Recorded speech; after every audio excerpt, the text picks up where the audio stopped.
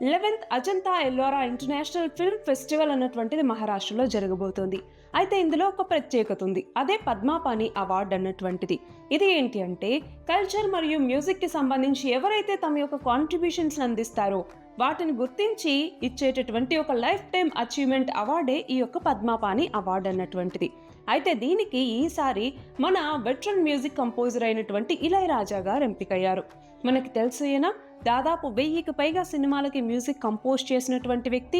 Indian classical music ఏదైతే ఉంటుందో దాన్ని వెస్టర్న్ సింఫోనిక్ ఆర్కెస్ట్రేషన్‌తో కలిపి మనకి బ్లెండ్ చేసి ఒక స్టోరీ టెల్లింగ్ లాగా ఈ మ్యూజిక్‌ని బయటికి తీసుకొచ్చినటువంటి వ్యక్తి. ఇది ఈయన యొక్క ప్రత్యేకత. అలాంటి ఈయన్ని ఈసారి పద్మాపాణి అవార్డ్‌కి ఎంపిక చేయటం జరిగింది. అయితే మీరు కామెంట్ సెక్షన్‌లో చెప్పండి. ఈ పద్మాపాణి పెయింటింగ్ ఏదైతే ఉందో ఇది ఈ అజంతా ఎల్లోరా కేవ్స్‌కి సంబంధించి ఏ గుహలో మనకి కనపడుతుంది? ఏ కేవ్‌లో కనపడుతుంది అన్నటువంటిది మీరు కామెంట్ సెక్షన్‌లో చెప్పండి.